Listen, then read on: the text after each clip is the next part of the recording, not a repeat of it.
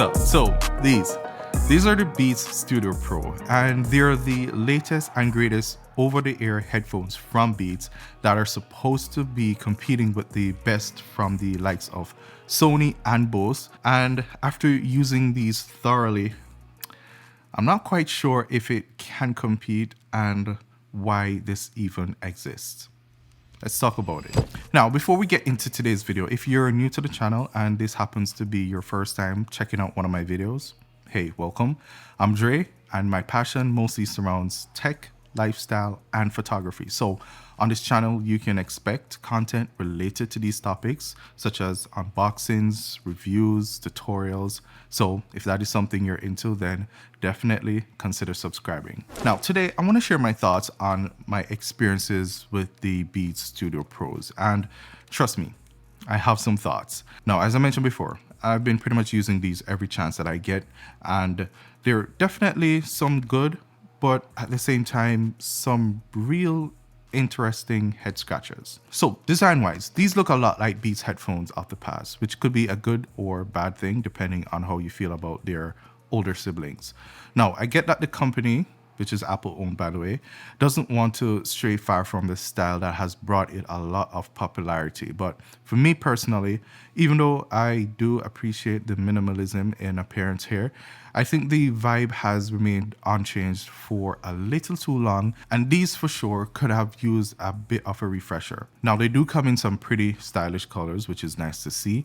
The model I picked up is this navy blue, but there's also, of course, matte black, sandstone, and chocolate, which is kind of a deep brown color. Now, one thing to note is that these attract a lot of fingerprints, so you might want to probably consider getting the lighter sandstone color, as I believe these won't show fingerprints as easy. Build quality wise, these are okay. Certainly not $350 okay. They feel very plasticky, minus of course the metal hinges and the headband slider, but the rest is pretty much entirely plastic. And not that anything is wrong with the plastic, it's just that these don't feel premium and feels more like really cheap plastic material. The 3-button playback controls, though I do find it to be very intuitive, makes this really loud clank when clicked. And I just hate using it when I have these headphones on, and can be very distracting also, I can just imagine, for someone who might be sitting next to me. And it's not that I mind having real buttons, but the execution here on the Studio Pro could have been much better. And because it's mostly plastic built, you can definitely hear there's some creak to them when moved around. And the hinge also makes this really loud crack to it when I fold or unfold the ear cups. I can, however, appreciate the fact that these ear cups, even though they don't swivel in or out, can be folded inwards. That will allow you to fit these into a really nice and small carrying case, which is something I wasn't able to do with my Sony XM5s. Now, speaking of the ear cups themselves, I find them to be relatively small, especially for over-the-ear headphones. I'd say they fit pretty snugly around my ears and feels fatiguing for the most part, as heat tends to build up pretty quickly because of that snug fit. And I find myself wearing these for maybe like a couple of hours with a few breaks in between. So yeah, not the best situation, especially coming from wearing something like the Sony XM5s. The paddings on the ear cups have been improved and are much softer than before, which is one of the reasons why I'm able to push these to wear for around a couple of hours before needing to take a break. Now, these earpads aren't officially replaceable, and Beats won't be selling any spares just in the case they go bad and you want to just switch them out, which is a bit of a disappointment. But of course, I have to give credit where credit's due, and so far they seem to be holding up pretty well, so hopefully that remains the case for another year or two. Now, when it comes to the fit, once these are on my head, they remain there without budging, and that's because these Studio Pros have a considerable amount of clamping force to them. Now, this can be a hit or miss for some, but for me personally, I do find the clamping force to be just a little bit too much, which does add a bit of a discomfort. Now, I tried extending it through the headband to see if it would probably make a difference, but then I ran into another problem. Becomes too big for my head. So fit-wise, even though these would make the perfect headphones for hitting the gym and getting some workout done, it doesn't have quite as premium level of comfort as I would want from headphones that are costing this much. Now, feature-wise is where these Studio Pros gets a bit puzzling, and I find myself constantly between, hey, this is cool, and then, oh, it doesn't have this. Now, remember, these are made by Apple, and previous models of Beats headphones had Apple's H1 or H2 chip built inside that helps with multi-point connectivity. So your headphones were able to be connected to your iPhone, your iPad, or your Mac computer at the same time, allowing you to hear both. Well, that's not the case with the Studio Pros on iOS, but only through Android devices, thanks to Beats' very own built-in custom chip. And then on the other hand, Android users will need to download the Beats app to do everything that automatically pops up on iOS's setting. So I'd say neither phone's operating system has the perfect experience nor the weakest. Now, Apple users will of course have access to spatial audio with head tracking if that's your thing.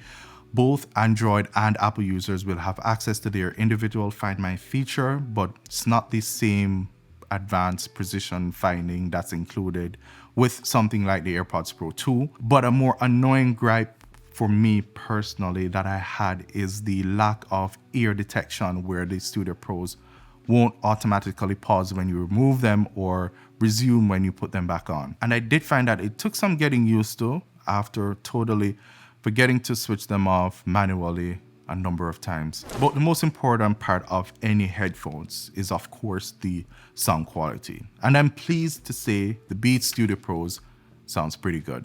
Now, just to be clear, I'm not an audiophile by any means, so take my word for what it's worth, but they sound really good, and I find they work well with a variety of music genres. I switch back and forth between these and my Sony XM5s, and the thing that I noticed is the Beats delivered really good detail and gave me a little more exciting sound, while the Sony came across as more open and natural sounding. The bass is definitely there on the Studio Pros, but it's definitely toned down a bit and not too overpowering. Also, with the Studio Pros, I did actually find myself having to dial the volume back a bit as they play really loud. You can also connect these via USB-C for lossless uncompressed audio, which is pretty sweet, of course. Now, doing that will also allow you to access and toggle between 3 EQ modes, which are Beats' signature sound, an entertainment mode, and a conversation mode that optimizes the frequency response for voice, which is ideal for making calls or probably listening to your favorite podcast. Speaking about making calls, voice call quality wise, these sound good, and I'm impressed with the noise reduction during calls. Now, they're not gonna be the best, but it works and it's definitely more than usable. I find that noise cancelling is also pretty effective, depending of course on the situation. The upgraded microphones did a good job of cutting down a lot of the background noise in certain environments, but again, it's not the best in my opinion, especially when compared again to the Sony XM5s.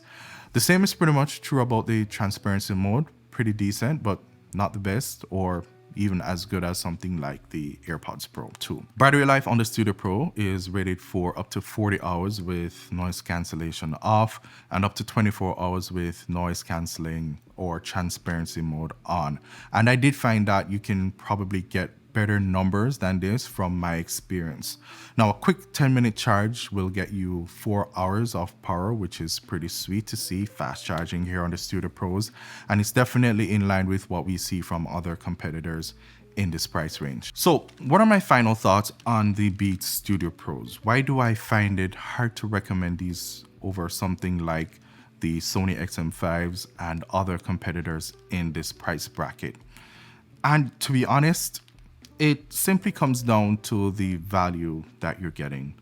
Now, at $350, it's hard not to compare these to the other competitors who are offering way more than what you're getting here on the Studio Pros. Now, don't get me wrong, these aren't terrible at all, and the basics are actually lined up perfectly here. They sound really good, still have that very stylish look that everybody likes.